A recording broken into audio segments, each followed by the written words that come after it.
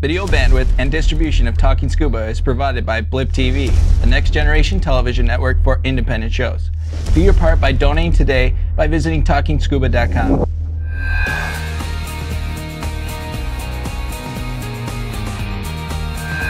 Hi everybody, and welcome to another exciting episode of Talking Scuba. This is episode number 13, and I am Bob Shoemaker. And I'm Jim Norton.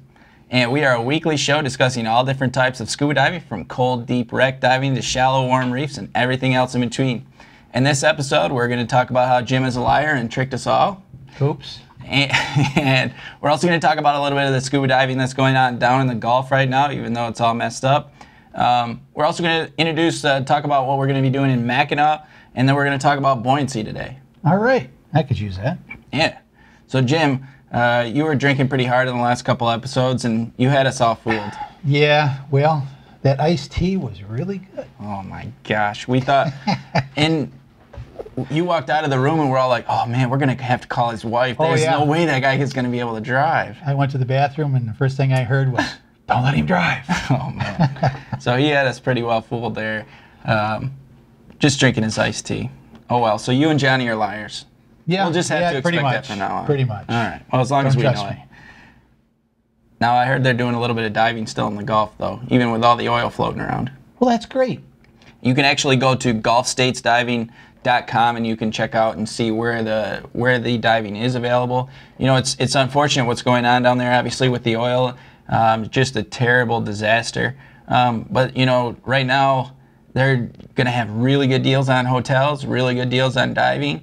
And, you know, if it's safe, they're going to be going out. So you can check all that out, gulfstatediving.com, and see if there's actually some diving going on. So might be a good time to head down south and get in the Gulf and do some diving. Those people need your support. They really do.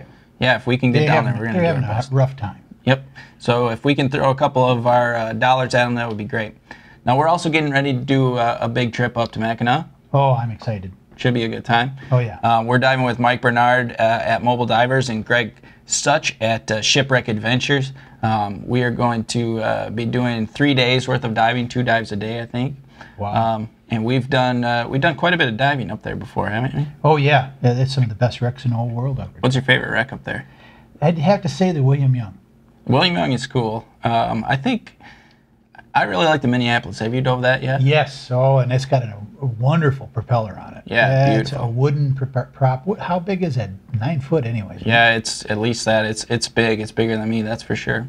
That's one of my first shipwreck dives. I love that one. Oh, yeah. That one you can actually see as you're going southbound on the Mackinac Bridge. If you look over to the side there, you can actually see the buoy. So any of you guys that have been just on the Mackinac Bridge, you've probably driven right by that and didn't even know it. So that's kind of a cool wreck. I really enjoyed diving up there. I'm excited. Oh, yeah. Oh, yeah. That is an outstanding place to dive. So I did some open waters in the last couple of weeks, and I've been working on making sure that my students are ready to go on by themselves. And the more and more I do with the students, I just realize how important buoyancy is. And it's everything. And a big part of that, and you know, we've been talking a lot about how we've been using the back plates and stuff too, is figuring out that weighting. When you go to the back plate, or when you simply go to, you know, to the backpack style, figuring out your weight is crucial, because you got to be able to kick your butt up off the bottom. Well, how are you going to do that? How do you do that? Proper weighting. So you got to figure out how much weight you need depending on the conditions, whether you're diving freshwater, saltwater, are you diving a steel tank, aluminum tank, are you diving a 7-mil wetsuit, are you diving a dry suit? You got to figure all that out before you go underwater. So, you know, teaching the students, getting their weighting right is so critical. And obviously their weighting is going to change a ton in that first 50 to 100 dives. But once they get it narrowed down, continually taking weight off as they get more and more comfortable, using their breathing for buoyancy. So when they breathe in, they'll feel themselves go up. When they exhale, they'll drop down. Getting to that point is so critical. It improves everything about your diving. Your comfort level is going to increase. Your buoyancy, you're not crashing into the reefs, you're not crashing into the refs. That's an obvious one. Your air consumption is going to go way up. You're going to have such a better time because your bottom times are going to be extended because you got more air. What else? Lot less effort. A lot less effort. You don't got to work so hard. That's right. And I've always wondered, well, how do I know if I've got enough weight or not. And one of the ways I do it is weight myself up, go in the water, take all the air out of the VC, and should be about, water level about where my eyes are. Sure. And that seems to work for me. Yep. Is that what you do? Or? Yeah, that's kind of where I like the students to be. Usually for open waters, people are so uncomfortable, and we just want to get them down there. We're getting them on the platform, so we want them to have enough weight to kneel down and be comfortable.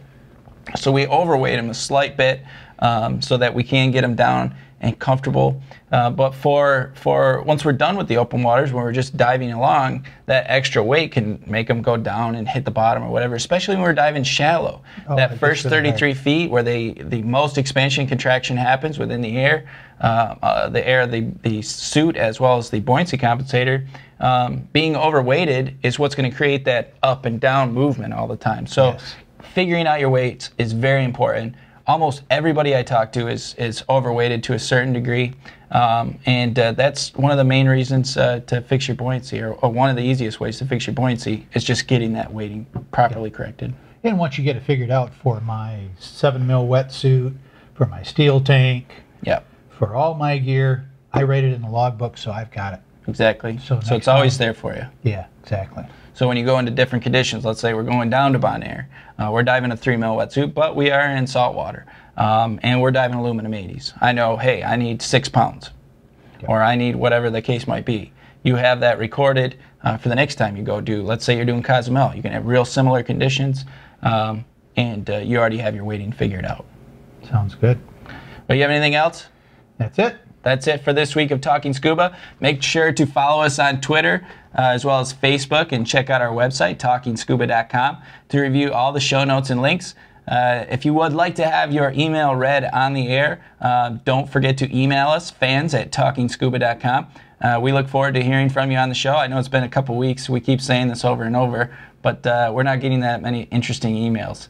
And by that, I mean no emails whatsoever. So please email us. We would like to hear from you guys. Thanks, everybody, for watching. We'll see you next week, and to the next dive. To the next dive. Cheers.